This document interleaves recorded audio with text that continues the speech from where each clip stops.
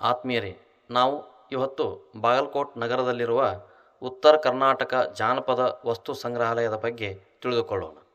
ಈ ವಸ್ತು ಸಂಗ್ರಹಾಲಯದಲ್ಲಿ ನಮಗೆ ಮೊದಲು ಪ್ರವೇಶದಲ್ಲಿಯೇ ವಿವಿಧ ಬಗೆಯ ಹಳ್ಳಿಯ ಕಟ್ಟೆಗಳು, ಮೇಲೆ ಜನರು ಮಾತನಾಡಲು ಕುಳಿತಿರುವುದು, ಪುರುಷ ಮತ್ತು ಮಹಿಳೆಯರು ಕೋಲಾಟ ಆಡುತ್ತಿರುವುದು, ಚಿತ್ರಗಳು, ಹಳೆಯ ಕಾಲದ ಆಂಜನೇಯ ಮೂರ್ತಿ, ಆಲ್ಮಟ್ಟಿ ಆಣೆಕಟ್ಟಿನ ಚಿತ್ರ, ಕುರಿಗಾಯಿಗಳು ಕುರಿ ಕಾಯುವ ಚಿತ್ರ, ನದಿಯ ಪ್ರವಾಹ ಬಂದು ಇಳಿದ ನಂತರ ಇರುವ ಸನ್ನಿವೇಶ, ಜೋಡಿ ಆನೆಯ ಚಿತ್ರಗಳು, ಚೈತನ್ಯ ವೆಂಕಟದಾಸರು ಭಾವಚಿತ್ರ, ವಿವಿಧ ರಾಜರ ವಂಶಾವಳಿಗಳ ಚಿತ್ರಗಳು, ಹಳೆಯ ಕಾಲದ ಶಾಸನಗಳು, ರಾಜ್ಯದ ವಿಸ್ತಾರಗಳು, ಕುಂಬಾರ, ಬಡಿಗ, ಘಾನಿಗ, ಶೆಟ್ಟರ ಅಂಗಡಿ, ಪತ್ತಾರ, ವಿವಿಧ ಕಸುಬುಗಳನ್ನು ಮಾಡುವ ಚಿತ್ರಗಳನ್ನು ಇಲ್ಲಿ ಕೆತ್ತಿಸಲಾಗಿದೆ.